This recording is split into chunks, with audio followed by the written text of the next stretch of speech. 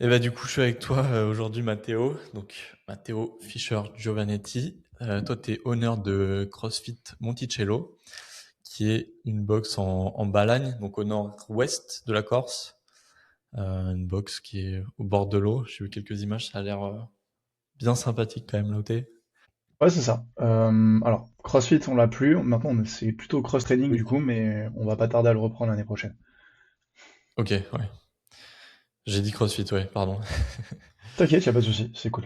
Euh, Pour le coup, là, on a changé un petit peu notre setup habituel. D'habitude, on est en présentiel. Là, pour le coup, s'il y a bien un épisode où j'aurais bien aimé être en présentiel, c'était celui-ci.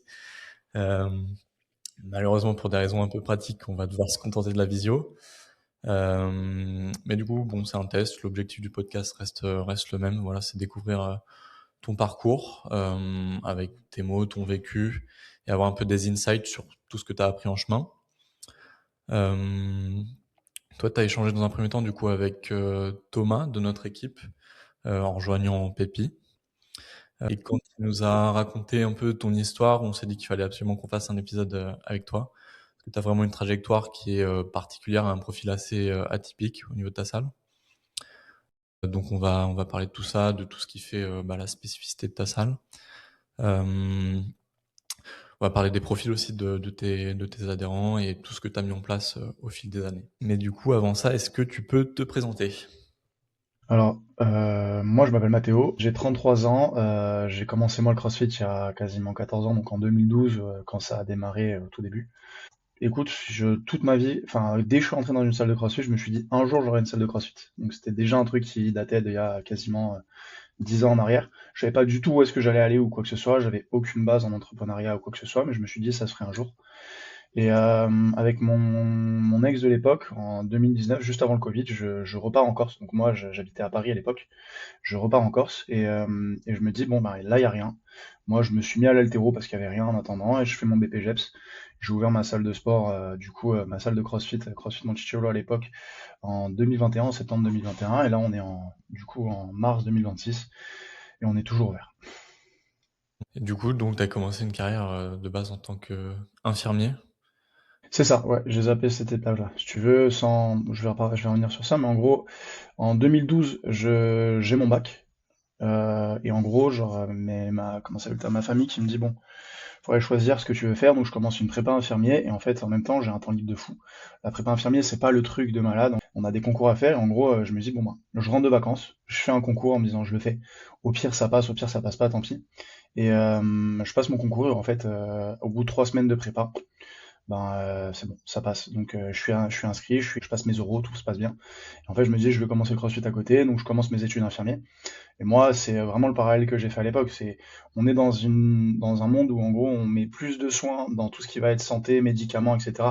après que la personne soit tombée malade, alors qu'en fait, on pourrait faire de la prévention. Et moi, je rentre dans cette salle de CrossFit, je vois les gens au début venir avoir une mobilité pas du tout correcte, que ce soit sur les squats, sur tous leurs mouvements et tout ça. Je me dis, 2, 3 semaines plus tard, tu les vois, ils commencent à être plus à l'aise, ils bougent mieux, ils commencent à perdre du poids, ils sont plus à l'aise, c'est convivial, et je me dis, c'est marrant, ça pourrait peut-être passer par là. Et en fait, plus j'avance, plus je vois du coup le delta qui se passe en moi entre le métier d'infirmier. Alors, on a besoin de gens qui sont infirmiers, qui aident, qui font ce métier-là pour aider les gens et pour soigner les gens. Mais j'ai ce truc où je me dis, ben, il y a d'un côté les gens qui soignent et on peut faire de la prévention à côté, donc autant faire ça.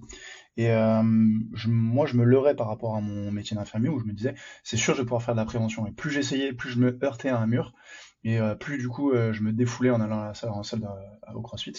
Et en fait, à un moment donné, ben, j'ai fait le pas. Et je me suis dit, j'arrête infirmier parce que ça va me bouffer. T'es à faire des heures de malade tout le temps, à bosser comme un ouf. Et en fait, au final, ben, tu prends jamais soin de ta santé. Et en fait, tu prends pas soin des gens, j'ai l'impression. Juste, tu pallies à ce qui tombe pas plus malade, tu vois. Et du coup, ben, je me suis dit, le choix, il est vite fait. Le sport, c'est, je pense, un truc, mais incontournable si tu veux être en bonne santé. Donc, autant faire un truc là-dedans, quoi. Voilà. Mhm. Ok. Et c'est né de quoi précisément ce projet-là? Qu'est-ce qui t'a donné envie de te lancer précisément pour monter ta salle? Je pense, si on doit revenir en 2012, tu vois, genre, moi, je suis un peu perdu à l'époque. C'est-à-dire que je suis jeune, je viens d'arriver, comment ça s'appelle, je viens d'avoir mon bac. Je rentre dans une salle de sport. Pour moi, le sport, c'était tu fais des pompes, tu fais des abdos dans ta chambre, tu fais rien du tout. Je suis désolé, je remets en contexte, mais du coup, j'arrive dans cette salle de sport et en fait, les gens sont conviviaux, pardon. Les gens sont gentils, les gens sont bienveillants, les gens te parlent, le coach te calcule. Et je me dis, putain, c'est marrant, c'est sympa, tu vois. Et en fait, ça m'a donné envie de faire du sport, ça m'a donné envie de bouger. Et en fait, c'est de là que c'est venu. Je me suis dit, putain, ce projet, cette salle, elle est cool dans le sens où ça me donne envie de m'investir en moi-même, tu vois. J'ai envie de progresser sur moi, moi je me remets souvent en question, j'ai envie de m'améliorer, j'ai envie de progresser, que ce soit sur le côté physique, que ce soit sur le côté psy, et du coup, ben, je me dis, ça peut être sympa, parce que du coup, on me donne les clés pour essayer d'avancer, tu vois. Et c'est ce qui change, alors j'ai pas de critique à faire par rapport à des salles de sport basiques ou autres, enfin, t'as des basic fit, t'as des fitness parks, ça convient à tout le monde, il y en a pour tout le monde, il n'y a pas de souci. Mais du coup, moi, j'avais besoin d'être accompagné, et là-bas, en fait, je savais pas que j'avais besoin d'accompagner au début, mais le fait de me faire accompagner, je me suis rendu compte de la plus-value que c'était, et je me suis dit, faut que je fasse ça, quoi. C'est trop bien, quoi. Voilà. Et du Ouais. coup, je me suis dit, si un jour je grandis, j'évolue dans ce truc-là, dans ce milieu-là, franchement, je me vois trop faire un truc comme ça. J'aimerais trop aider les gens et en fait permettre aux gens de progresser et d'avancer sur eux, quoi. D'évoluer. C'est aussi du Mhm. développement personnel d'une certaine manière. Ok. Pour bien comprendre un peu ton univers, comment est-ce que tu décrirais ta salle actuellement? Mon univers. Alors, pour expliquer ma salle, en 2021, quand je l'ouvre, il y a une dalle en béton qui fait, allez, on va dire 50-60 mètres carrés. Il y a 6 barres de traction. Il y a, il y a, il y a pas de toit. Il y a juste une dalle en béton et c'est tout. On est en septembre 2020. Il fait chaud, c'est l'été. Donc c'est cool, tu vois. Et je prends l'affiliation en septembre. J'avais tout habillé et tout, avec du matériel que j'avais acheté. Je crois que j'avais acheté pour 5000 balles de matos à l'époque. Je parle juste de matériel CrossFit, barre d'haltéro, un rameur, un ski erg, un bike, tu vois, genre juste des trucs comme ça. Et, euh, et un revêtement au sol et c'est tout, tu vois, genre vraiment le strict minimum. Et en fait, on a habillé ça pendant toute l'année, c'est-à-dire qu'on est passé de un mur et on est passé de un seul mur où on faisait des handstand push-up à un toit et un mur. Ensuite à deux toits, on a cloisonné parce que forcément la Corse c'est beau, mais la région où je suis, t'as énormément de vent, genre t'as du vent genre peut-être 250 jours dans l'année. Donc même s'il fait chaud, t'as vite froid, tu vois. Enfin t'as vite froid, c'est pas très agréable quoi. Et du coup on a cloisonné, maintenant on a trois murs, on a quasiment 120 mètres carrés avec trois murs et c'est assez cloisonné. Et vu que le vent, c'est un vent qui est d'ouest et que ma salle est exposée à l'est, bah c'est ok quoi. De base, tu me disais que c'était le terrain de ta grand-mère, c'est ça? C'est ça, ouais. J'avais, comme quand je disais tout à l'heure que j'ai vraiment commencé avec rien, si tu veux, je fais mon BPGEPS, j'ai Pôle emploi qui me finance mon BPGEPS, et je me dis, soit je trouve un local, et là c'est bon, et en fait les locaux qu'on me propose, ils font, tu payes 1005, 1006, et je me dis, mais en fait, je peux pas mettre 1006 dans un truc. Si je mets 1006 maintenant, dans 3 mois, je ferme. C'est pas possible. Parce que je suis pas du tout bon en communication. Et avec le temps, j'ai progressé, mais j'avais ce truc un peu, tu sais, pas militaire, mais un peu carré, où je suis très gentil, je suis très dans l'écoute, mais du coup, genre, j'arrive pas à vulgariser aux gens ce que je vais apprendre. Mhm. J'arrive pas à Ok. rendre le truc fun. Donc les gens viennent, repartent en disant, ah ouais, c'est un peu vénère et tout ça. Du coup, c'est aussi pour ça que j'aurais pu fermer directement. Donc, je demande à ma grand-mère, je lui dis, regarde, j'ai fait une dalle en béton pour faire de l'haltéro pendant le Covid. Est-ce que je peux utiliser cet espace le temps qu'il faudra pour pouvoir faire grossir mon projet? Et quand le projet est bon, eh ben, je pars, je loue un truc à côté, et c'est parti, quoi. Et ma grand-mère me dit, bah, ok, pas de souci. Donc, ça part de là, quoi. Donc, la chance que j'ai, c'est que j'ai pas de loyer. J'ai l'affiliation à payer. Moi, je me paye, j'ai pas de loyer parce que ce soit pour la salle ou pour moi, parce que j'habite chez ma grand-mère. Donc là, j'ai ma maison et du coup, la box, elle est juste derrière là. Et en fait, ça me fait des charges minimales. C'est un avantage énorme parce que d'un côté, ça me permet de me dire, cool, j'ai le temps, je peux vraiment faire un truc où je vais prendre le temps de faire bien les choses. Mais de l'autre côté, ça me pousse pas du tout à me dire, faut que j'aille de l'argent, quoi. C'est un peu Mhm. le revers de la médaille, quoi. Ouais, ok. Et du coup, donc vraiment au départ, zéro, il y avait aucun frais du coup lié à ta structure ou t'as quand même eu des frais conséquents sur, Allez, je sais pas, de l'achat de matériel, de matériaux pour construire une partie de la salle? t'as des frais, mais la chance, tu vois, c'est une chance que j'ai. Mon père, il est forgeron, enfin, il est ferronnier, et du coup, il a des prix par rapport au métal et tout ça. Quand tu vois les racks à squat que tu peux acheter chez des fit and rec qui sont très bien et du coup d'ailleurs on va s'équiper bientôt avec ça.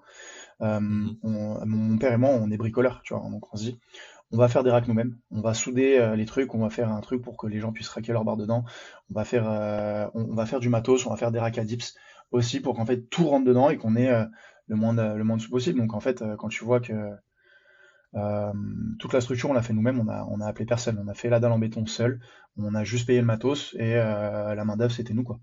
Donc la dalle en béton, on l'a fait nous-mêmes, le toit, on l'a fait nous-mêmes. Alors ça a ses avantages, ses inconvénients. On a eu des petits soucis de fuite parce que forcément, je suis pas couvreur, je suis coach sportif et j'ai été infirmier, c'est tout.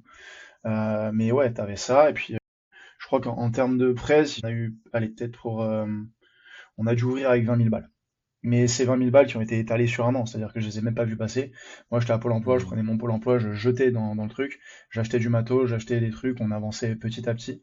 Et à la fin, j'ai juste pris l'affiliation et on était bon, quoi. Donc 20 000 balles entre Ok. le matos de la salle, la, comment ça s'appelle, le béton et la ferraille, quoi. Et en frais, du coup, j'avais 115 balles à payer à Resawood tous les mois pour pouvoir avoir mon truc de réservation en ligne, quoi. Ok. Mhm. Ouais. Et t'as voulu garder quand même une salle un peu à ciel ouvert qui est ouverte un peu sur l'extérieur. Ouais, D'ailleurs, bon, je sais pas si on mettra des photos au montage, mais on invite tout le monde à checker un peu sur Insta la salle parce que pour le coup, ça vaut le détour, je pense. l'objectif c'était ça, tu vois, genre, ça attire la population que ça attire aussi, c'est une population qui est très différente. On est en extérieur. Ça a trois murs, mais du coup, tu as du vent. Quand tu as de la pluie, ben, vu que le toit est comme ça, tu as forcément un peu de pluie qui peut rentrer par là, donc ça peut mouiller un peu les dalles, les dalles qu'on a. Ah, faut pas être, on n'est pas en sucre, hein, bien évidemment. Mais du coup, il y a des gens que ça peut arrêter aussi, et c'est ok. Et du coup, c'est cool parce que on dit on a les adhérents qu'on mérite. Moi, j'ai fait un type de salle qui a attiré un type de population aussi. J'ai des gens, tu les vois nulle part, j'ai beaucoup de personnel médical, j'ai beaucoup de femmes.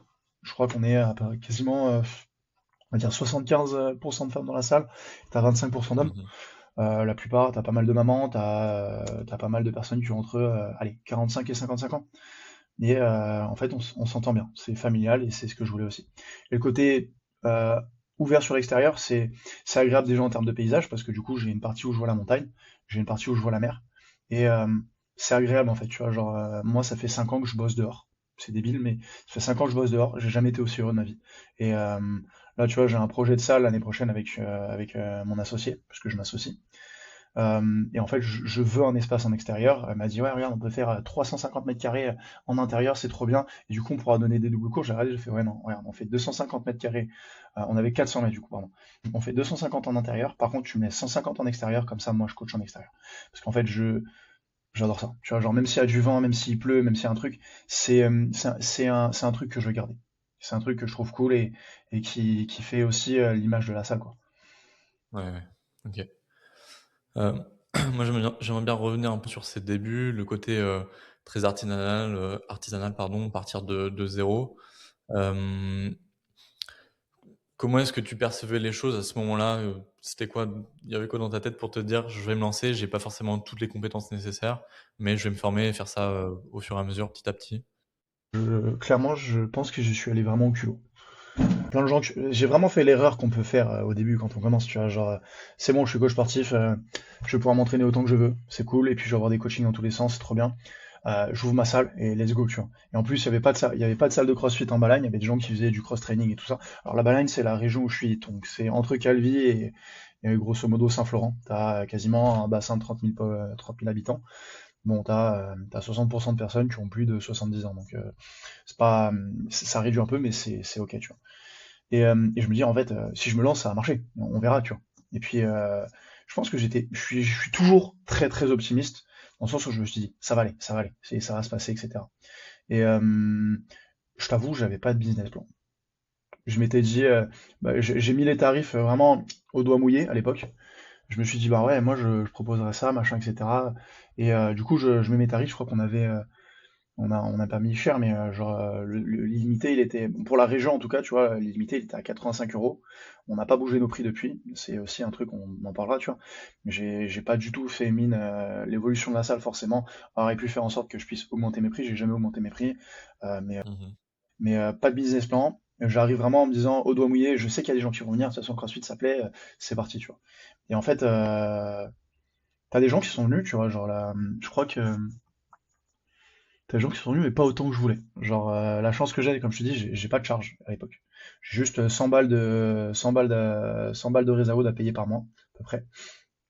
Et je me dis, bon, bah, c'est cool, tu vois. Trop bien, genre, je vais avoir mon URSSAF à payer, j'ai ma TVA à payer, ok.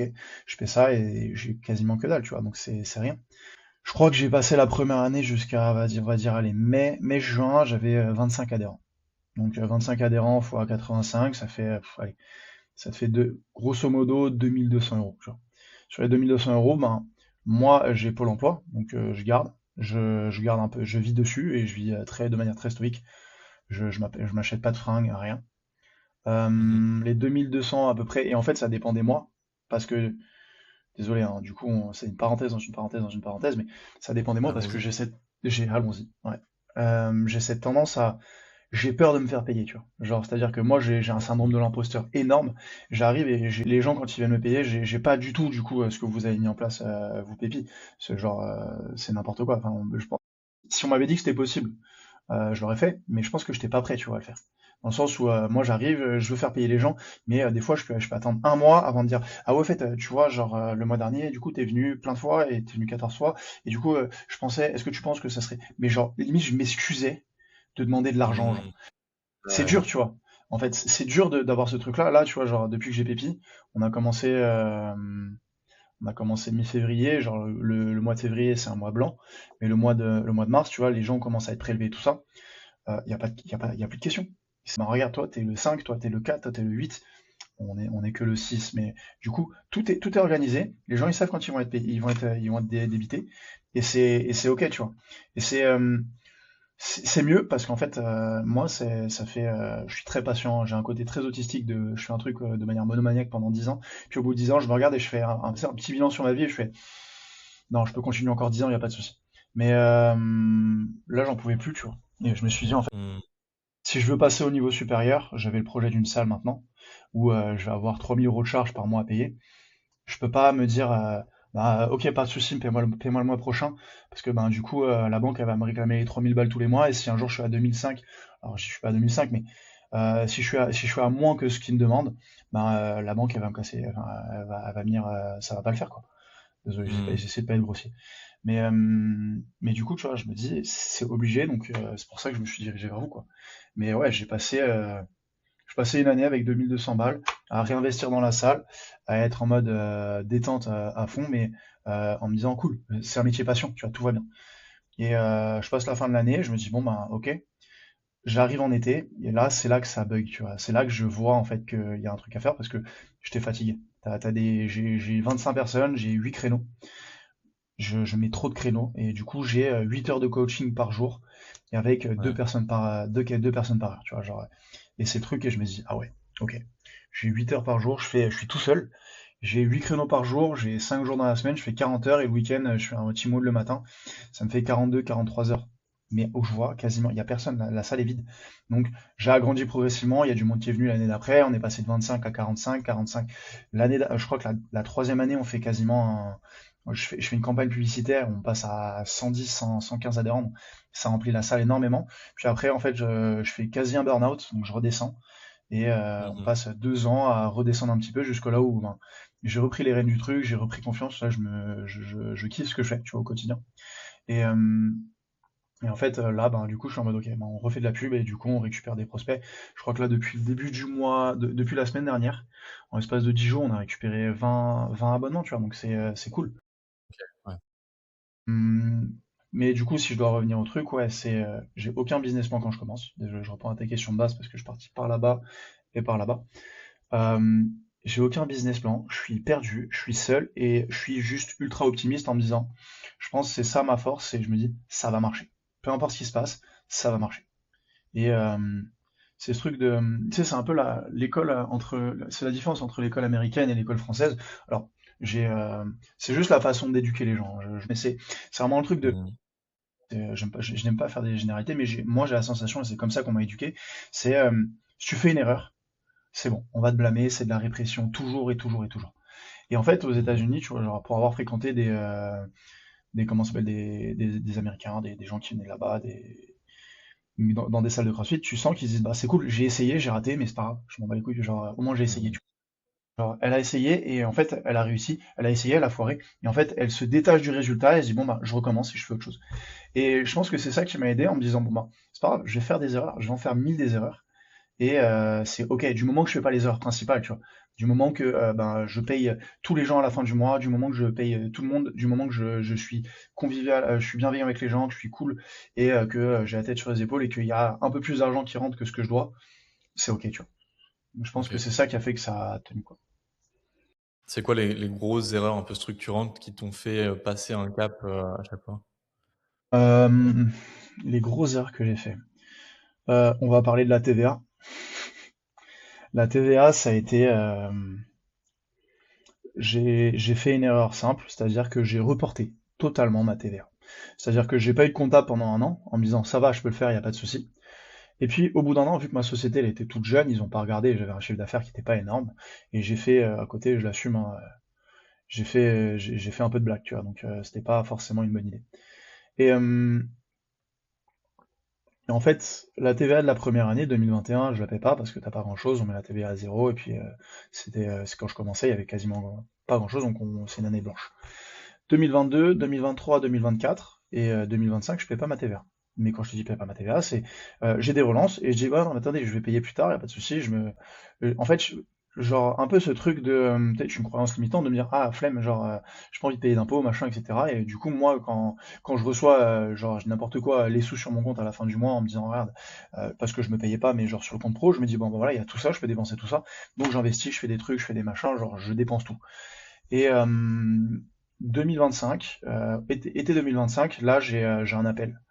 J'ai un appel qui me met la pression, qui me dit bon les gars, genre ça fait 4 ans que vous payez pas votre TVA, va falloir payer parce que sinon on débarque et on défoule sous. Alors je sais pas qui c'est, je sais pas si c'est comment ça s'appelle un huissier ou quoi que ce soit, je comprends pas, mais la seule chose que je comprends c'est tu règles, point.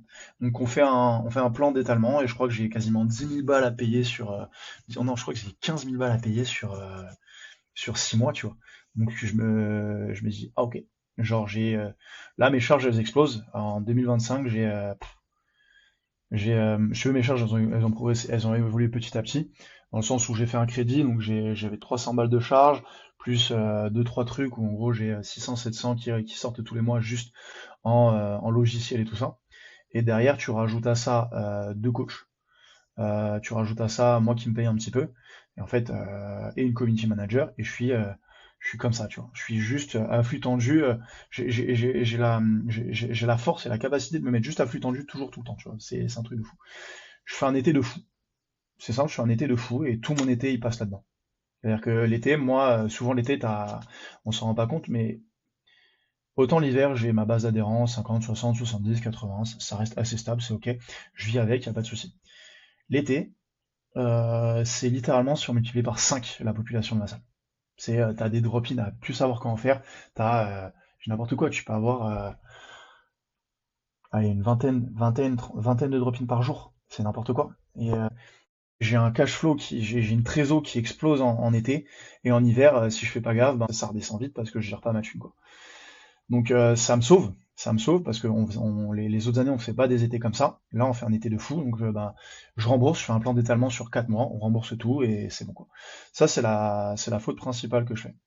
La deuxième faute, je pense que c'est la fierté, tu vois. Genre quand tu commences à bosser en tant que coach sportif et en même temps en tant que gérant de salle de CrossFit ou salle de sport, il y a deux choses différentes. T'as la gestion des adhérents, tu vas avoir la gestion du business et tu vas avoir ta vie perso. C'est simple, ça fait 5 ans, j'ai pas de vie perso. Mmh. Je vis, j'ai pas de vie perso. C'est-à-dire que le soir, je vais manger ce que j'ai à manger. Je me pose devant mon ordi, je discute avec deux trois potes, mais je sors quasiment jamais. Et ça fait 5 ans que c'est comme ça. Alors c'est ok, ça me va aussi, mais ça a des séquelles. C'est-à-dire que quand moi je suis en face des adhérents et que dans toutes les salles, les gens vont se retrouver, vont se retrouver, il y a forcément un moment donné dans une salle, tu as des adhérents qui prennent, je vais pas dire le pouvoir, mais qui ont besoin de de revendiquer un petit peu, de dire ah non, on n'est pas d'accord avec ce que tu fais, on veut que ça change, etc. Un peu en mode pas coup de pression, mais on a besoin que ça change, on a besoin de faire un truc. Et des fois, c'est pour le bien, parce que du coup, peut-être que moi, il y a des choses que je vois pas, et du coup, il faut que je les écoute. Mais des fois, c'est pas pour le bien, tu vois. C'est un peu genre, ils peuvent en abuser. Moi, le problème, c'est vu que j'ai pas de vie sociale. Les adhérents de ma salle, c'est mes potes, c'est mes amis, genre je suis en mode, c'est la famille, etc. Donc ça rajoute un truc au côté imposteur où du coup à la fin du mois quand je me fais payer, j'ai du mal à redemander des trucs comme ça, donc ça me permet pas de développer la salle comme je veux. Du coup, j'ai pas de vie sociale et enfin la seule vie sociale que j'ai c'est à la salle. Quand je suis en face des gens, ben, quand j'essaie de pas de rouler des mécaniques, mais de dire bah regardez, on va faire ça, et ils me regardent en mode ah ok ouais, c'est bien, on s'en bat les couilles. Et moi, je suis en mode, en fait, les gars, genre, si on fait pas ça, moi, je peux pas passer à l'étape supérieure. Donc, il y a un moment donné, il y a un choix. Soit vous restez pas. Mais c'est même pas ce que j'ai fait, tu vois. C'est juste, je suis resté passif par rapport à ces gens-là en mettant une distance. Et du coup, la solution que j'ai trouvée, c'est compartimenter totalement ma vie privée de ma vie professionnelle. Alors, tu vas me dire, c'est logique, hein, tu vois, on mêle pas les deux. Mais je l'ai fait plusieurs fois. Genre, enfin, je l'assume, je crois que j'ai eu deux relations avec des nanas qui étaient dans ma salle. C'est une erreur débile, comme le dit souvent no job in job. Je l'ai fait deux fois et ça m'a coûté des adhérents parce que du coup, forcément, quand tu te sépares, ça part en petite guerre interne en mode ah, t'as vu, ils sont avec lui, etc. Alors que moi, je suis juste dans un truc de bah, en fait, ma vie privée, regarde ma vie privée. Sauf que bah, tu tombes pas forcément des gens qui sont bienveillants, t'as des gens qui viennent juste se dire bah, je veux me manger et regarde comment je peux faire pression parce que du coup, je suis dans ta salle et du coup, je suis dans ta vie. J'étais dans ta vie privée, ben, je vais te faire chier dans ta vie pro. Bon, ça, c'est aussi une erreur que j'ai fait, quoi. Après, je pense que des erreurs, j'en ai fait plein d'autres, hein. Je dirais pas que me désaffilier, ça a été une erreur. Je l'ai fait parce que du coup, j'étais plus en accord avec la marque CrossFit. Je suis en accord avec la méthodologie. La Mhm. méthodologie, je la trouve incroyable. Elle me plaît à un niveau, c'est juste extraordinaire.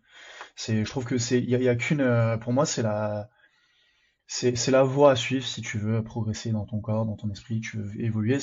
C'est un truc qui te met, c'est dur, hein, c'est terre à terre, mais ça te fait évoluer beaucoup plus que ce que tu pourrais faire si tu fais juste de la muscu ou d'autres sports. Et j'ai pas de critique s'il y a des gens qui aiment la muscu, qui aiment faire du trail ou quoi que ce soit, c'est ok.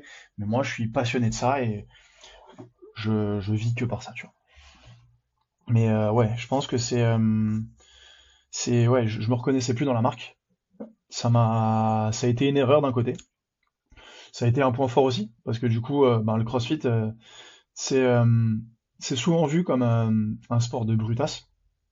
Les gens ils te regardent en Mhm. arrêt, tu fais du CrossFit, c'est de l'intensité pendant 2 heures et tu vas à fond. Et tu regardes les gens et tu fais, mais non, en fait, pas du tout, c'est pas ça. Enfin, on a des blocs de travail, on est vraiment sur des trucs très spécifiques. C'est exigeant en termes de technique, c'est exigeant en termes de mobilité. T'as 10 000 trucs à voir chez quelqu'un que tu coaches. Est-ce qu'il mange bien? Est-ce qu'il dort bien? Est-ce qu'il est à l'aise? Est-ce que mentalement il se sent bien? Est-ce qu'il a une bonne motricité? Est-ce qu'il est pas fatigué aujourd'hui? Est-ce qu'il a compris le mouvement? Est-ce qu'il a pas d'ego? Est-ce qu'il t'écoute bien? Est-ce qu'il y a une bonne relation coachant-coaché? T'as 1000 trucs à faire. Est-ce qu'il a un bon cardio? Est-ce qu'il est résilient? Est-ce que tu arrives à lui donner confiance? Tu as 1000 trucs à faire et c'est pas facile, quoi. Donc je me suis perdu dans cette phrase. Ok, et là, tu parlais de désaffiliation, mais tu disais au début que tu prévois de te réaffilier quand même? En fait, si tu veux, j'ai arrêté l'affiliation parce que d'un côté, c'est sain. C'était pour moi, je me reconnaissais plus dans la marque, le côté business et tout ça. Euh, Aujourd'hui, je suis à une étape de ma vie où je me rends compte que si j'ai envie de développer ma vie, je peux pas rester 50 plus dans mon bureau, avoir juste la chambre chez ma grand-mère et vivre comme ça. Alors c'est une aubaine parce que je paie pas le loyer, c'est ok, mais derrière ça, ça me pousse pas à me bouger quoi. Et à un moment donné, tu es obligé de prendre le taureau par les cornes et de te dire ok, on... il faut sauter dans l'arène quoi. Il faut y aller, faut se faire mal, faut se faire violence, et si ça marche, ça marche, et en fait, dans 95% des cas, ça va marcher. Parce que si t'as la pression, et j'en parlerai juste après, si t'as la pression d'une échéance ou un truc, tu te bouges en fait, tu vois, genre, t'es obligé de te bouger. Là, avec mon associé, on a signé un permis comment ça, un compromis de vente pour le terrain qu'on veut acheter, avec l'ouverture de la future salle qu'on va avoir qui va se construire pour l'année prochaine, donc on a du temps. Mais du coup, tu vois, j'ai fait appel en même temps, en parallèle à Honor Academy. Et je lui dis, genre, regarde, l'année prochaine, j'ai ce projet-là. Il m'a regardé en mode, donc, déjà, on va faire les bases. Il m'a dit, t'as pas de gestionnaire par rapport à tes ventes. Prends un gestionnaire. Du coup, j'ai regardé tous les gestionnaires, j'ai demandé à plein de différents gestionnaires, et puis j'ai trouvé, il m'a dit, bah, prends Pépi, va voir Pépi, ils font les trucs, et c'est simple, hein, ça fait 10 jours qu'on a commencé les prélèvements, c'est nickel. C'est simple, ça me permet d'avoir une visu sur la trésor, ça me permet d'avoir une visibilité, un retour client et avoir une interface où les gens, bah, ils sont en confiance aussi. Ça crée un cadre, ça crée aussi, je le sais déjà, mais ça va créer une rétention parce que du coup, si à l'époque, c'est les gens qui me faisaient les virements. Donc à la fin du mois, quand ils te font les virements, s'ils n'ont pas fait le virement automatique, ils ont l'opportunité de se dire, je peux arrêter. Et en fait, là, le fait de dire, ben, le virement était automatique, ah ok, du coup, le prélèvement il a été automatique, ça réengage sur le mois d'après, etc. Donc c'est Mmh. plus simple, tu vois. Puis Ouais. c'est plus cool aussi, mais du coup, t'es obligé de te bouger. Là, je vois, genre, j'ai commencé à me bouger, genre, ça fait 2 semaines que je bosse, mais comme un malade. J'ai jamais autant bossé de ma vie, que ce soit en termes de coaching ou tout simplement à côté. Appeler des prospects, toute la partie que je faisais pas en termes de communication. Appeler des prospects, faire des vidéos sur Insta avec ma community manager, développer d'autres choses à côté parce que tu peux pas juste coacher et après te coucher. Les gens, ils ont Ouais. l'impression que dans l'heure, t'es comme ça, leur montrer les mouvements, à les échauffer, à les recadrer parce que du coup, des fois, t'as besoin de faire les trucs. Ils ont l'impression que c'est que ça. T'as cette partie-là, mais t'as tout à Mmh. côté. T'as le fait de dire, ok, il y a un machin qui m'a envoyé un message à 14 heures parce qu'elle veut changer son abonnement pour 3 séances semaine. Donc il faut que j'aille sur Pépi ou sur l'application que j'ai, changer le truc. Il y a un machin qui veut se faire rembourser. Ok, il y a telle personne qui n'est pas venue depuis 2 semaines. Moi, je fais souvent ça, je rappelle les gens, genre, attends, ça fait 2 semaines qu'on t'a pas vu, comment tu vas? Donc je prends des nouvelles pour Mmh. essayer de remotiver les gens parce que je me dis, bah, ça fait partie du cas du métier aussi, tu vois. T'es obligé de. Le but, c'est que moi, je veux une salle qui soit pleine. Donc il faut ça aussi. T'as tout ça, t'as la compta, t'as les papiers, t'as les projets que tu veux faire, t'as les discussions autour des nouveaux projets que tu veux mettre en place. Donc ça s'arrête pas. Ça s'arrête jamais. Et moi, quand je finis à 20 heures mes heures de travail, je suis en mode bon ok, là j'ai 1 heure, il faut que je réponde à tous les trucs, il faut que je fasse la paperasse sur ce machin-là, et du coup t'avances sur d'autres trucs. Alors, ça fait partie du taf, mais du coup les gens quand ils te regardent, ils disent ouais, toi tu coaches 1 heure, tu nous regardes les mains dans les poches et t'attends quoi. Si c'était si facile, je te jure, j'aimerais bien quoi, mais non, quand t'es gérant, c'est pas possible. Et tu parlais du coup tout à l'heure d'une des particularités de ta salle qui est les drop-in l'été. Tu sais à peu près quelle part de ton chiffre d'affaires ça représente? Est-ce que c'est ça qui te permet d'être rentable un peu sur une année?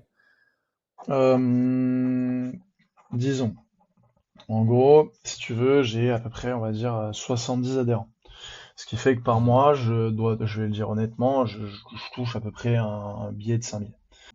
Ce qui fait qu'annuellement, je fais du coup à peu près 60 000, tu vois. C'est à peu près ce que je touche annuellement. Euh, L'été, si je fais, allez, on va dire 40%, à peu près, tu vois, c'est pas mal, tu vois. Si je fais 40% sur un été là-dessus, c'est ça qui tombe, quoi. Donc Mmh. ça me fait 40% en plus, donc tu rajoutes ça aux 60 000, je crois que je suis à 84, 85, c'est à peu près, hein, c'est à peu près ça, c'est quasiment 40% de plus, et c'est énorme, et je te parle ça juste, enfin, drop-in, vente de t-shirts, et tout le reste à côté, tu vois, les boissons, les machins, etc., quoi. C'est pas mal, c'est bien, c'est pas, c'est une petite société, tu vois, genre 84 000, j'ai 2 coachs avec moi, à la fin de l'année, j'ai pas 20 000 balles sur mon compte, quoi. Mais, euh, Mmh. mais c'est ok, tu vois. C'est aussi le job, quoi.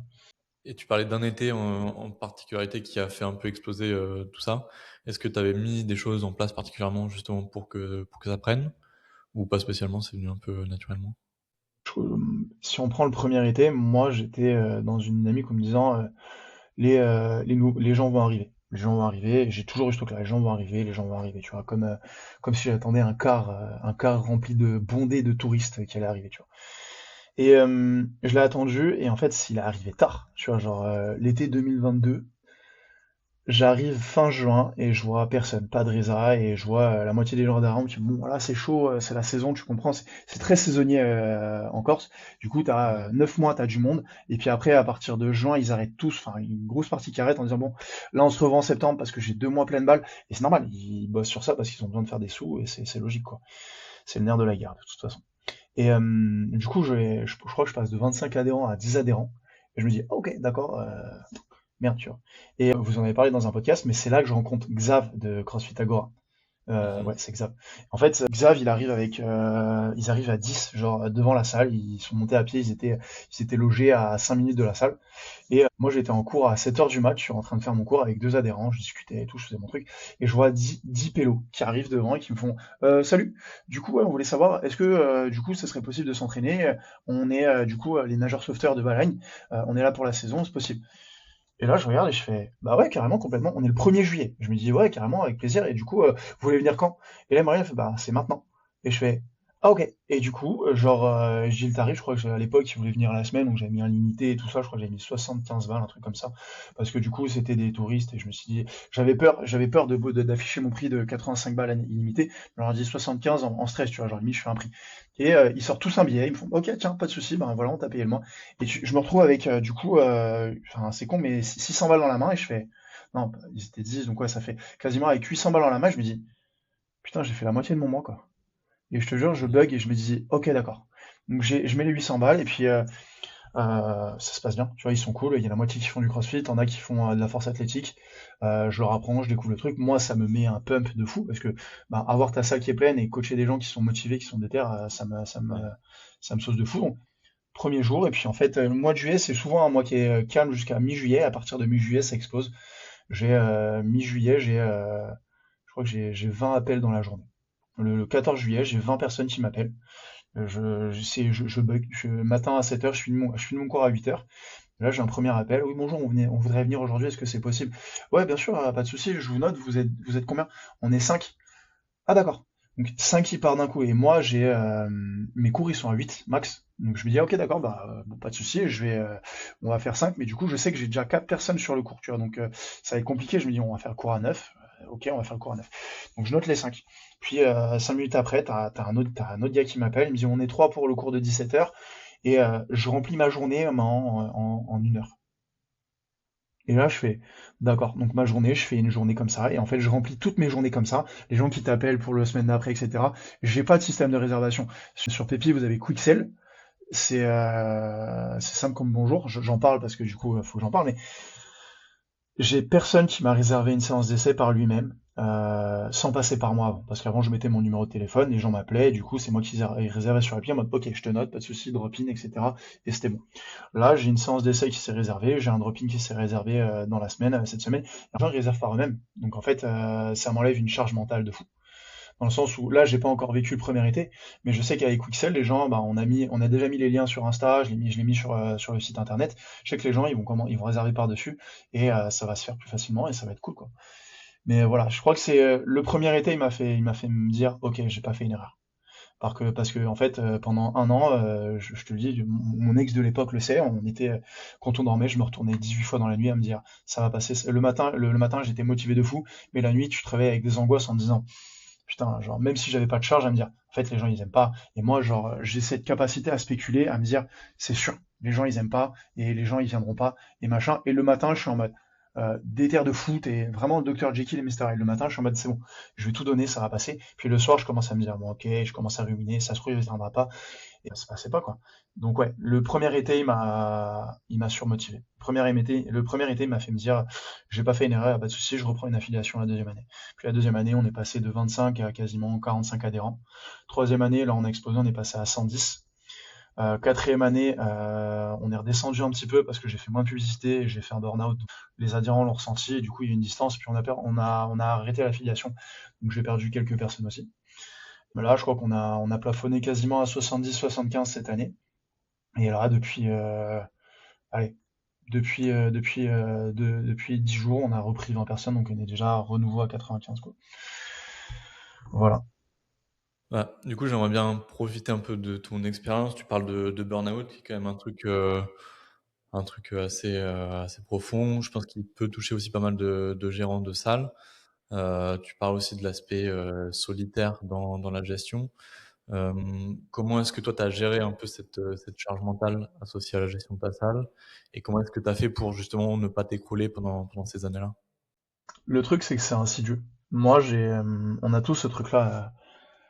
On sent pas la fatigue. Tu prends du café, tu bouges, tu fais tes trucs, t'as ta tête dans le guidon et tu t'arrêtes pas. Tu dis juste, bah c'est bon, c'est pas grave, c'est normal, c'est mieux la semaine prochaine, je vais me proposer, etc. Les trucs que j'ai remarqué moi, c'est quand les adhérents, déjà, moi, j'ai pris du poids dans le Covid en faisant de l'haltéro et tout, en bouffant comme un ouf, parce que du coup, je voulais prendre du poids, donc j'ai fait une montée à 120 kilos.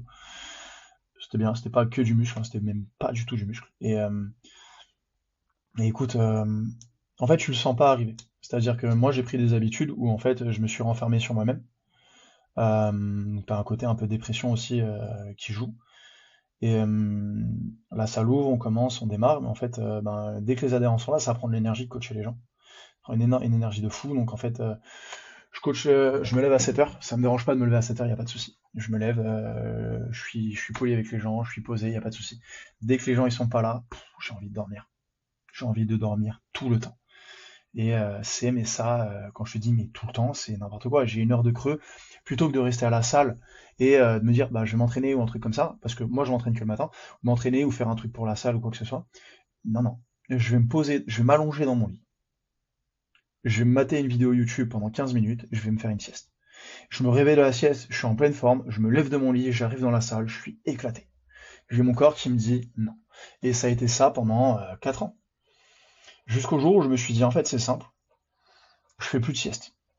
Je ne fais plus de sieste. Là, j'ai switché mon mindset en me disant j'arrête de faire des siestes, ou du moins, si je fais la sieste, c'est pas parce que c'est pas juste automatique. C'est le truc de je me dis bah, je vais me poser 5 minutes, mais après je sors. Et mon lit, il est le matin, je le fais.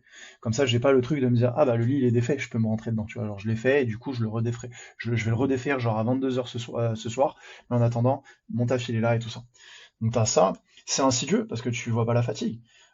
C'est simple, tu vois, genre. Moi, j'ai fait du CrossFit jusqu'en 2017, je commençais l'haltéro, j'en fais pendant 3 ans. Pendant 4 ans, en 2021, je reprends un petit peu le CrossFit à côté. Mais je continue à faire de l'haltéro et tout. L'haltéro, ça a un côté nerveux. T'as beaucoup de nerveux. Le nerveux, il est toujours fumé. Et puis mon coach me fait faire des belles séances, tu vois. Donc je finis les séances, je suis fatigué. Très fatigué. Mais du coup, la résistance à la fatigue, je l'ai. Mais je me blesse une fois tous les 2 mois. J'ai mal au dos, j'ai mal là, j'ai mal ici. Et je fais de la mobilité, j'ai de la chance, j'ai une bonne mobilité. Je suis hyper lax aussi, donc c'est cool. Donc c'est comme si je passais entre les balles, tu vois, à chaque fois. Je sens la balle, ça me blesse un peu, je me guéris un petit peu, mais ça laisse des cicatrices.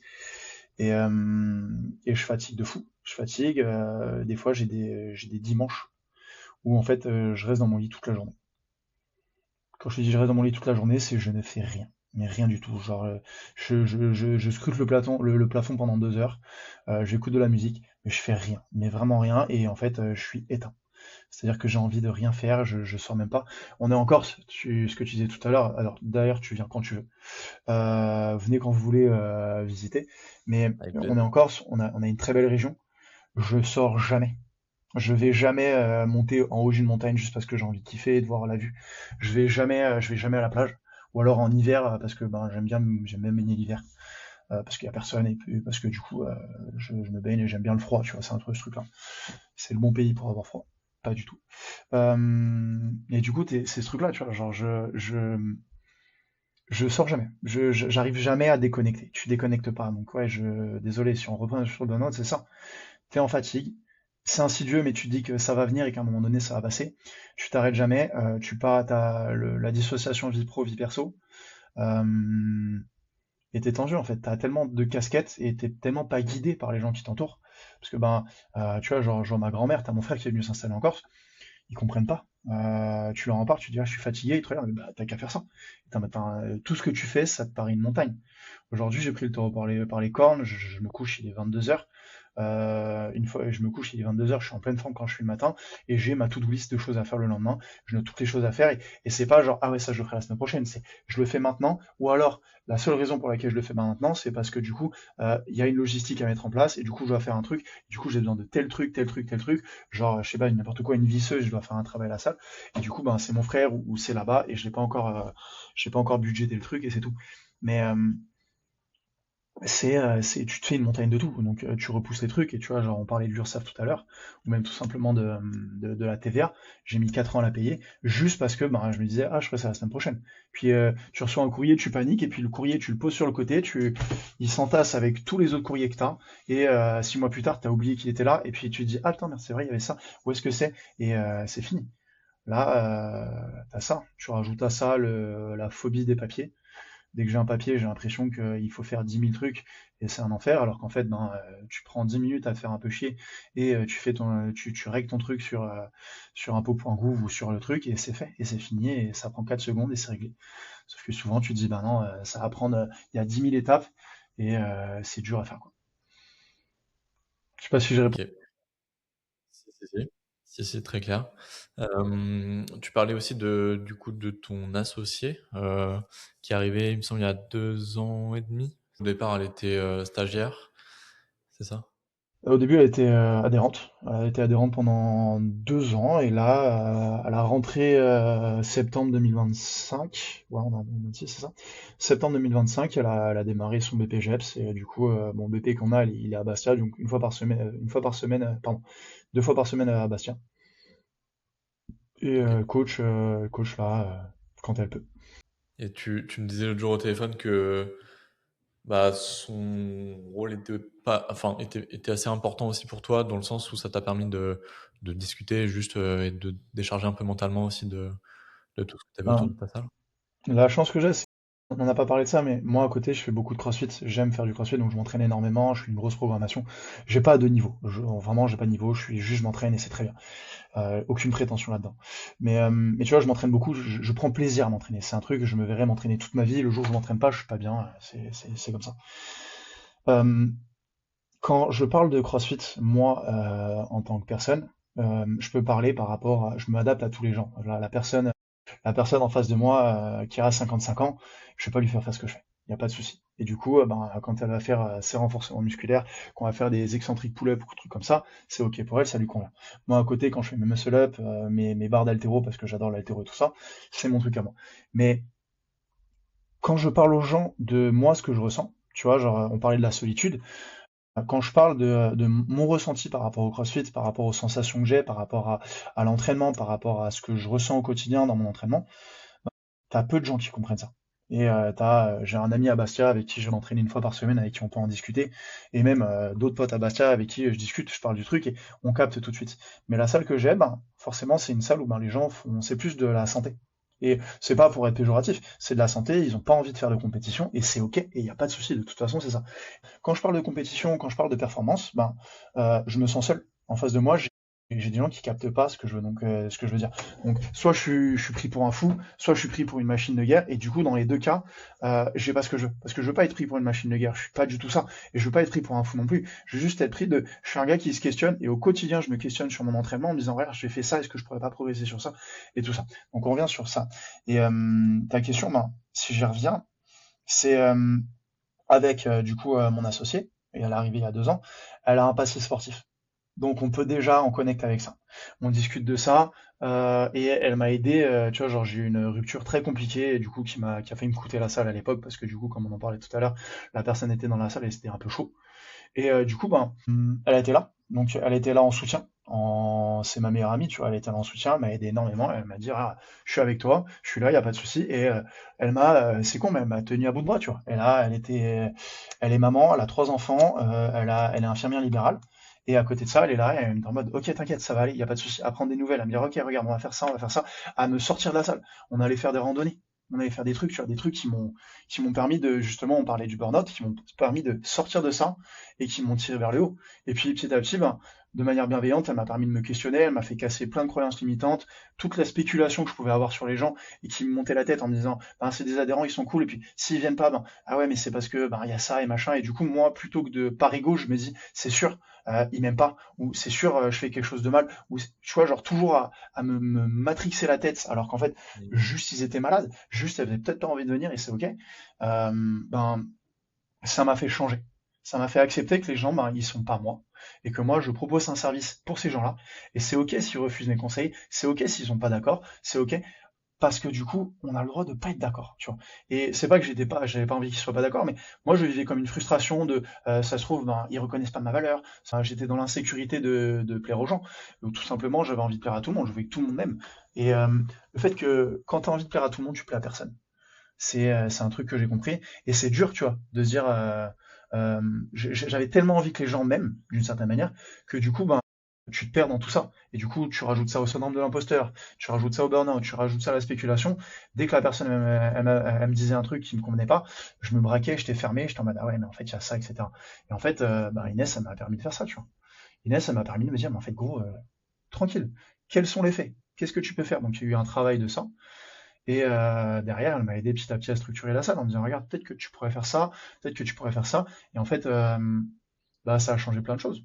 Tu vois, genre, on s'est associés et du coup, elle a pris de la place dans la salle, elle a pris de la place pour faire évoluer les choses, pour me donner des décisions, pour me délester des trucs. J'ai deux coachs dans ma salle. Elle est en BP, elle est en formation. Euh, c'est une, les deux coachs que j'ai dans la salle, je leur fais confiance à 100%. Mais Mmh. aujourd'hui, quand je vais à Bastia pour m'entraîner, je m'entraîne une journée par semaine là-bas pour me délester de la salle un peu, pour couper un peu avec ma vie pro. Ce qui est trop bien, c'est que du coup, mentalement, je peux couper. Parce que je sais que dans ma salle, il y a quelqu'un qui s'occupe de la même manière que moi je m'occupe de mes adhérents. Voire mieux, parce que du coup, ben, vu que c'est une femme, elle va connecter plus avec mes adhérents où tu as 70% de femmes. Donc ça me décharge un truc, ça me permet de me dire peut-être que je peux me concentrer sur ma vie maintenant, peut-être jouer aux jeux vidéo, passer du temps avec mon frère, avec mon père, avec ma grand-mère, avec des gens que Mmh. je vois quasiment pas parce que je suis dans un tunnel de vie qui fait que je vois personne d'autre, tu vois. Ouais, OK. Donc ouais, Là, elle m'a tu sorti de ce truc-là. ouais, je vois. Là, tu parlais justement de, du fait que tu as, donc 70 75 de femmes dans ta salle. Au départ, c'était pas le cas, il me semble. Tu avais plus un profil de salle, où tu cherchais à avoir, peut-être des compétiteurs Ouais, et j'ai du coup insufflé ça au début, ouais. Pardon, excuse-moi. ouais, non, non, pas de souci. Bah, il y a un truc qui, j'ai l'impression, te tient pas mal à cœur, c'est la situation un peu qu'on pourrait dire, patriarcale de la Corse. Heu, Ouais. Comment est-ce que tu as fait le switch vers ce type de profil-là? C'était vraiment tes valeurs profondes qui ont fait que tu t'es tourné vers ces personnes-là? Ou, Je pense pas l'avoir fait consciemment, tu vois. Je pense que ça s'est fait naturellement. Je pense, mon intérêt, c'était je me déconstruis au maximum. Tu vois. Le but pour moi, je veux l'égalité entre hommes et femmes. C'est comme ça que je perçois les choses. Même, je dirais même l'équité, tu vois, parce que je trouve ça plus logique. Mais du coup, tu vois, genre dans la salle, ben, au début, forcément, on est une région, et je le dis, et c'est pas grave, c'est ok, qui est relativement voire plus patriarcale et très posée sur ses bases. C'est un peu, c'est comme ça, c'est normal, c'est comme ça, et point barre, je peux rien y faire. Par contre, ben, euh, permettre aux nanas de venir et de s'entraîner comme elles ont envie, de faire un espace où les gens elles peuvent s'entraîner comme elles le sentent, tu vois, en étant à l'aise, se sentir à l'aise dans la salle, qu'il n'y ait pas, comment ça s'appelle, de réflexion un peu chelou, un peu spé, ben, c'était l'intérêt. C'est de dire, en fait, voilà, on est tous au même niveau, les gars. Et ça a perturbé les gens au début, parce que du coup, forcément, sans critique, t'as des gens qui viennent et qui sont, la plupart des adhérents qui sont venus au début, et encore aujourd'hui, t'en as, et c'est pas grave, c'est ok, je les accepte quand même, je les aime de tout mon cœur, il n'y a pas de jugement envers. Moi, je me justifie pas mal quand même, hein. Mais c'est euh, c'est des gens, c'est juste dire, regardez, vous avez votre place en fait. Et je jugerai pas votre sexe, je jugerai pas la personne, et t'as le droit de venir t'entraîner, et t'as le droit de te sentir à l'aise dans ta séance, et tu seras pas jugé, que ce soit par rapport à ton niveau, que ce soit par rapport à ton sexe, ou quoi que ce soit. Et tu me dis, ah ok, t'as tes enfants aujourd'hui, mais du coup, viens en fait. T'as tes enfants, viens avec tes enfants. L'espace, il est pas immense, on a que 115 mètres carrés aujourd'hui, mais si tu veux les poser à côté pour qu'ils regardent ce que tu fais, s'ils sont sages, ça me dérange pas. C'est ok en fait. Viens, genre, on a des mères célibataires, on a des mères, on a des parents, on a des familles, du coup, qui viennent des fois, genre, à 16h, ils arrivent avec leurs enfants, à 17h, ils repartent avec leurs enfants, et t'as le père qui arrive, ou alors, ils s'échangent des enfants entre 16 et 17, et comme ça, du coup, ben, ils sont restés 1 heure au CrossFit, et puis, du coup, ça passe, tu vois. Et t'es en mode, ok. Et en fait, ça leur permet de venir, ça leur permet de faire d'autres trucs. Je pense que c'est le rôle moi, dans ma prochaine salle, je veux un espace où tu puisses poser tes enfants. Tu vois, genre tu les cales, genre tu mets des canapes, tu mets des jeux de société, des mini trucs où les enfants ils sont posés là en train de jouer entre eux, et c'est cool, tu vois. Alors c'est l'espace enfant, et à côté tu as le cours de CrossFit. Et moi je suis concentré sur les parents, les adhérents, les trucs. Et je pense que c'est important de s'adapter aux gens en fait. Et du coup le côté patriarcal, pour y revenir, euh, je pense que c'est important de laisser les gens faire ce qu'ils ont envie de faire. C'est-à-dire que, bien sûr que je suis OK, enfin, il y a des gens qui sont très bien dans ces systèmes-là, c'est très très bien. Bah, c'est très bien, si ça leur convient, ça leur convient. Le but, c'est pas de les sauver, ils font leur vie, il n'y a pas de souci. Mais si ces gens-là, ils ont besoin de sortir de ça, de s'émanciper et de s'ouvrir, ben, allez-y, quoi. C'est permettre aux gens de pouvoir se libérer et d'avancer, quoi. C'est aussi important, quoi. Je sais pas si je pars pas dans tous les sens, mais Ça c'est une question marche. qui est très compliquée à poser, quoi. Mais c'est intéressant parce que du coup, on voit assez peu de salles qui ont justement des profils très particuliers avec. Le CrossFit est quand même globalement très communautaire, donc il y a toujours un lien fort. Mais là, j'ai l'impression que ça va un peu au-delà du lien juste CrossFit et qu'il y a vraiment un espace de soutien profond, quoi. Ouais. Bah, on sait, tu vois. Tu vois, j'ai un adhérent, Fab, il est toujours à passer, à prêter un truc aux gens, genre, t'as besoin de déménager, ben je viens t'aider, il y a pas de souci.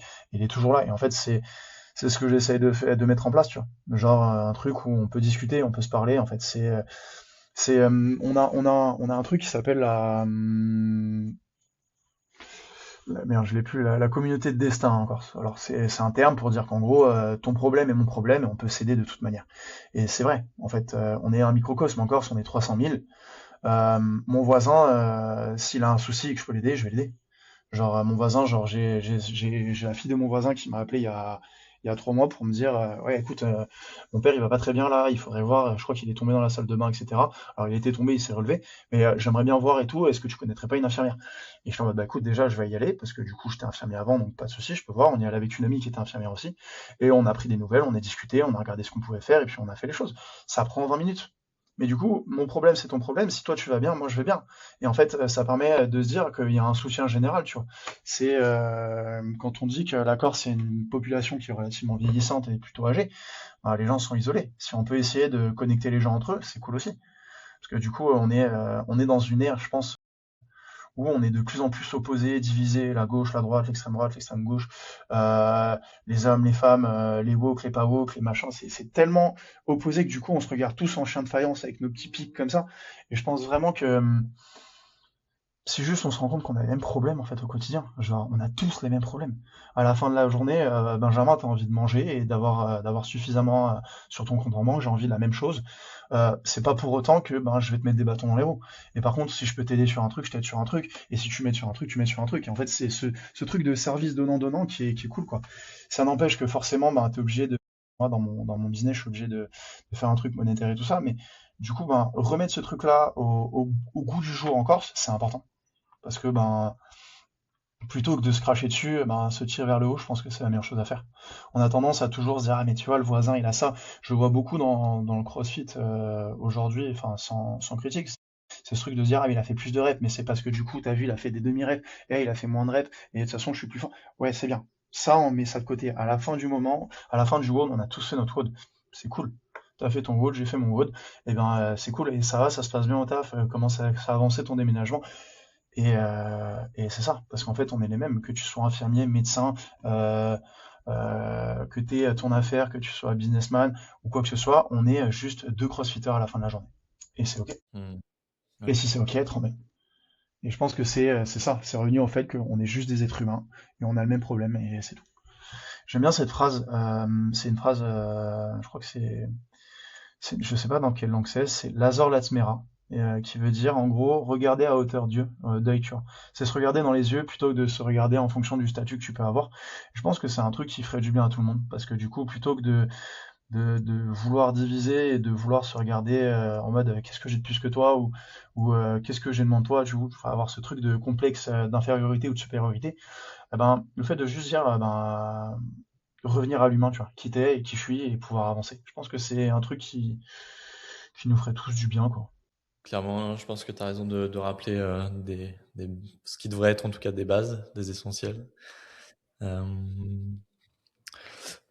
du coup, tu as abordé tout à l'heure le projet commun à venir. Du coup, est-ce que enfin, ça va être en Corse, ça va être dans ta région, c'est quoi un peu les... C'est à 500 mètres de là où je suis. Le projet, c'est, en gros, si tu veux, il y a un an, ma grand-mère, elle me dit, bon, ça fait 4 ans que t'es là, c'est cool. Maintenant, il va falloir bouger, en fait, parce que C'est le terrain familial, et peut-être que j'ai envie de faire un truc avec le truc, et peut-être que ça serait bien de te bouger. Elle l'a compris. Genre, je me suis assis sur mes lauriers, et je me suis dit, c'est bon, j'ai le temps. Et en fait, avec Inès, à l'époque, j'en parle et elle me dit ah putain, ok, d'accord, etc. Et j'ai un gars qui passe à la salle qui me dit ah ouais là, moi je suis devenu agent immobilier, du coup machin, j'ai un terrain pas loin, etc. Et il me le dit genre peut-être 2 semaines avant que ma grand-mère elle me dit ça. Et puis je le revois pas, je zappe cette information parce que j'ai 10 000 trucs à penser.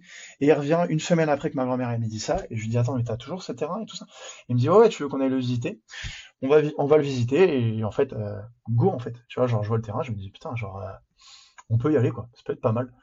Donc on va le visiter, le terrain convient, 1000 mètres carrés et tout ça, et c'est à 500 mètres de là où je suis. Donc, la zone de chalandise, c'est la même, je vais pas perdre mes adhérents, c'est cool et tout, let's go. On budget, c'est cher. Je crois que là, pour l'instant, on est à un crédit. On n'a même pas fait le crédit, mais en gros, on a pour 600 000 balles, tu vois, un truc comme ça. Parce que faut qu'on n'est pas agriculteur, donc c'est un terrain constructible.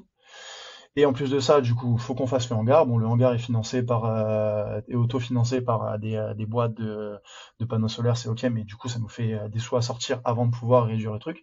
On a, je crois, 600 000 balles de crédit, et ça fait mal. Et moi, à l'époque, j'ai pas assez de possibilités. Genre, les adhérents, ils me payent un petit peu par virement, donc c'est toujours un peu ce truc-là. Bon, là, ça se professionnalise de plus en plus, donc c'est ok, j'avance vers un truc qui est de plus en plus carré. Mais on se dit c'est bon en fait, c'est ok, il faut que je me bouge, donc j'en parle à ma grand-mère, elle me dit ok, pas de souci, nickel. On regarde les apports qu'on a à faire, et on commence à œuvrer vers ça. Il y a une semaine et demie, on a signé le compromis de vente. Et c'est marrant parce qu'au moment où j'ai signé le compromis de vente, Pépi a démarré. Au moment où j'ai signé le compromis de vente, les publicités sur Insta que j'ai mis en place pour pouvoir récupérer des prospects ont démarré. Et en fait, c'est ce que je te disais tout à l'heure. Des fois, tu t'assois sur tes lauriers et t'es posé. Et en fait, c'est une phrase que j'aime bien. Ça fait très entrepreneur. C'est un peu exactement je sais pas d'où c'est sorti, mais c'est avec Oscar Isaac. C'est dans un film. C'est exactement quand t'as peur de sauter qu'il faut sauter. C'est débile, Mmh. mais en fait, c'est à un moment donné, faut que tu te lances. Si tu te lances pas, tu restes au même endroit toute ta vie. Alors, c'est horrible, on dirait que je vais faire un TED Talk, c'est n'importe quoi. Mais c'est ça, c'est à un moment donné, t'es obligé de te mettre en danger pour avancer, sinon t'avances pas. Et en fait, genre, je me suis boosté, donc tu vois, genre, je dois payer 1000 balles au gars qui m'aide par mois. En plus, donc mes charges elles ont explosé d'un coup, ça fait mal. Et je dois payer 1000 balles au gars, comme un s'appelle, qui va me remplir ma salle. Mais en fait, c'est 1000 balles que je vais rentabiliser. Parce que ben, du coup, j'ai déjà 20 adhérents qui sont entrés en l'espace de 10 jours. Et du coup, j'ai déjà rentabilisé ça. Mais il y a 10 jours, quand j'ai fait ça, je te jure que j'étais comme ça. J'étais pas serein. J'étais en mode, ok, dans un an, j'ouvre ma salle, je viens de signer le compromis de vente. Où ils sont les adhérents? Comment on va faire? Et là, ben, je fais OK, c'est pas fini. Ça se trouve, je vais faire un flop dans 2 semaines, je sais pas. Mais en fait, ça m'a mis un coup de pied au cul qui fait que ben j'appelle des gens tous les jours, j'ai des séances d'essai tous les jours, je bosse tous les jours. Les gens, ils me prennent des séances d'essai et ils me prennent des trucs pour venir. J'ai un nouveau type de clientèle qui vient aussi. Et vu que je suis plus professionnel, beaucoup plus professionnel, pardon, ben ça marche bien. Donc le projet, il est là, en fait. Et tout s'est construit petit à petit. Et c'est pas idiot, mais disons que ça, t'es obligé d'en passer par là. T'es obligé de te prendre un mur, 2 murs, 3 murs, 4 murs, et puis à un moment donné, tu te dis, bah, j'ai pas envie de me prendre 2 murs, ou alors, ah, je l'ai peut-être déjà pris celui-là, je vais pas le reprendre, donc tu l'esquives, et tu passes à la suite. Et voilà, donc ouais, là, le projet, il est pour mars 2027. On a 250 mètres en interne, 150 mètres en externe, parce que je veux pas perdre ce que j'avais ici, dans le sens où on avait un extérieur, et moi, je pense que Inès, elle coachera en intérieur, moi, je coacherai en extérieur, et je m'en fous. Là, on a rajouté un bar, un truc, enfin un bar, tu vois, une partie bar posée où tu peux te poser après ton WOD, boire un verre, boire un café, faire ton truc, un shop aussi, et puis on a un espace de détente parce qu'on a une mezzanine à l'étage. Alors, il n'y a rien qui est fait, mais du coup, c'est sur les plans. Ouais, OK. Ça permet vraiment je me suis vraiment dit, ok, on va faire les choses bien. Tu vois, on va vraiment aller à fond dans ce qu'on a fait et avancer, quoi. Très, très cool. J'ai hâte de voir un peu ce que ça va donner. Du coup, juste pour résumer un peu, bah, tout ce que tu partagé, si tu devais retenir un peu une leçon, déjà pour toi-même, pour, bah, ta nouvelle palle et même pour tous les gens qui voudraient se lancer dans un projet comme celui-ci, ce serait quoi? Une seule leçon? Euh, faut prévoir à l'avance. C'est idiot, mais moi, la chance que j'ai, c'est d'avoir pas eu de charge. Du coup, le business plan, c'était OK, il y avait pas de souci, j'avais pas de charge, donc je pouvais pas me planter. Tu vois, genre, c'est la chance que j'ai. Mais même en n'ayant pas de charge, j'ai failli me planter 250 fois, tu vois. Donc c'est un piège en fait. Donc ouais, prévoir un maximum. C'est faire sa compta. C'est débile, mais en fait, c'est mettre le truc terre à terre. C'est dire j'ai tant de charges, et c'est tout le monde le fera mieux que moi, hein. J'ai tant de charges, j'ai tant qui rentre. Est-ce que je suis rentable? Oui, non, ok. Mais comment on peut faire? Et en fait, tu te fais pas les 2 premières années, tu vis sur ta société les 2 premières années, au moins les 3 premières années, et après tu commences à développer. Mais après tu commences à vivre. Mais au début, t'es obligé, en fait, t'es obligé d'en passer par là. Si tu passes pas par là, moi je suis un cas particulier, genre ça fait 5 ans que je vis sur ma société, donc ça fait 5 ans que je comment ça s'appelle, que je ne cotise pas, excuse-moi, que je cotise très très peu. Mmh. Ouais. C'est un trou, ça va être un trou pour ma retraite. Alors tu me diras, j'ai pas trop, je sais que ma retraite je l'aurai pas, donc de toute façon je m'en fous. Je compte gagner ma vie avec ma salle et du coup continuer là-dessus. Et peut-être qu'un jour je revendrai mon business, mon truc et tout ça. Mais euh, vraiment ouais, prévoir à l'avance et commencer par ça. Je pense que c'est le BABA. Et tu vois, je pense que le deuxième conseil que je peux donner, c'est par rapport au burn-out, c'est bien s'entourer. On veut, t'as ce truc de, on dit toujours, ouais, tu peux le faire seul, y a pas de souci. Ou si t'en parles à tes parents, ils vont te dire non. Bien sûr que tes parents, tout type de personne peut te dire, ouais, non, c'est peut-être que le projet, faudrait changer, faudrait faire autre chose. Je suis d'accord, c'est vrai, t'as plein de gens qui peuvent te décourager. Euh, faut s'entourer. Tu, Mmh. tu veux des conseils de comptable, va voir un comptable. Tu veux des conseils de communication, tu vas voir un gars qui bosse dans la communication. Hésite pas à accepter de payer plus cher au début pour ces trucs-là, parce que la plus-value, elle est énorme en fait. Tu es obligé de passer par là. Moi, mes compétences, c'est coach sportif et gestionnaire de salle. C'est tout. Et gestion client après. C'est ces 3 choses-là que j'ai. Alors, j'ai 1000 autres casquettes. Je nettoie ma salle 250 fois par jour. Je répare ma salle enfin, 15 fois par mois. 15 fois par mois, j'ai un Mmh. truc que je vais remplacer, etc. Ok. Mais ça, mon domaine de compétence, il est où et où est-ce qu'il s'arrête? Une fois que j'ai ça, je peux savoir tout ce que je vais déléguer. Parce que si tu délègues pas, tu fais tout. Et si tu fais tout, eh ben, tu t'arrêtes jamais. Parce que du coup, ta to-do list, elle est comme ça. Alors, au lieu d'avoir ce truc-là, et ça avance pas. Donc, ouais, déléguer un maximum, même si c'est pas facile. Moi, j'assume, hein, j'ai délégué, j'ai une adhérente qui m'a pas payé d'abonnement pendant 1 an, pendant 2 ans, parce que du coup, elle me faisait le ménage à la salle. Point. OK. Alors, c'est bien, ça faisait, elle payait, je crois, 80 par mois. Elle a passé à me poser, à travailler sur d'autres choses, ou juste à me reposer, tu vois. Donc, je pense, ouais, c'est bien s'entourer, pas hésiter à embaucher, même à trouver des arrangements, à trouver des solutions. Quand je suis arrivé en tant que coach sportif au début, j'étais trop fier. J'avais envie de prouver à tout le monde que que ce que je faisais c'était bien. C'est accepter que tu peux faire des erreurs. Bien sûr que je vais faire des erreurs. Bien sûr que aujourd'hui j'ai 50 boîtes. Peut-être que dans 2 ans je ferai encore des erreurs et j'en ferai toujours. Tu vois, j'ai 33 ans. Ce qu'on disait, on en parlait avec Inès. Je vais faire des erreurs toute ma vie. Le seul truc et la seule différence qui fait que tu vas réussir à faire un truc, tu vas progresser, c'est se dire ok, j'ai fait cette erreur-là, comment je fais pour pas la reproduire? Comment je fais pour avancer? Comment je fais pour évoluer? Si tu arrives à te poser cette question et que tu as je pense, je dirais, la sagesse, c'est peut-être un peu un grand mot, mais si tu as la capacité à dire, ok, ben, j'accepte de faire cette erreur-là et j'avance et j'évolue et j'accepte, j'embrasse mon erreur, tu as tout gagné en fait. Et voilà. Alors, j'ai pas tout gagné encore, j'ai encore 1000 erreurs à faire, mais c'est juste ce truc d'accepter de se remettre en question et d'accepter de te dire que t'es pas parfait et que peu importe ce que tu fais, ta salle, elle sera pas parfaite. Il n'y a aucune salle qui est parfaite. Tu peux faire ce que tu veux, il y aura toujours un truc à perfectionner.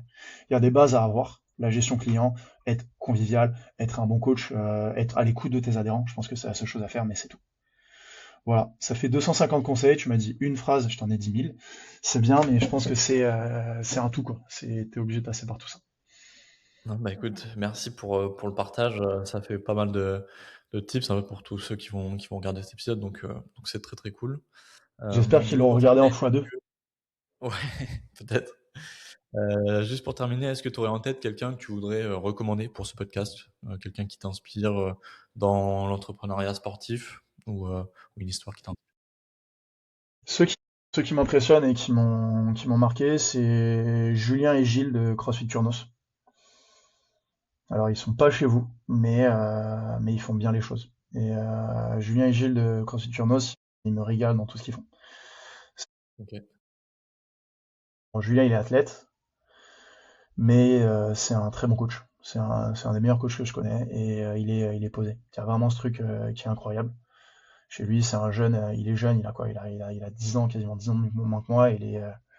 Je trouve que, enfin, il me régale. Tu vois, genre, je vais une fois à Bastia pour les voir à chaque fois et je pense que c'est eux qui m'ont permis d'avancer aussi énormément. Parce que du coup, on en allait voir une fois par semaine. Tu sors la tête du guidon et tu regardes des trucs et tu dis, ah, c'est marrant, ils font ça comme ça. Ah, c'est marrant, ils font ça. Et c'est juste, tu vois, repartir dans ce côté, je suis gérant de ma salle et là-bas, en fait, je suis juste adhérent.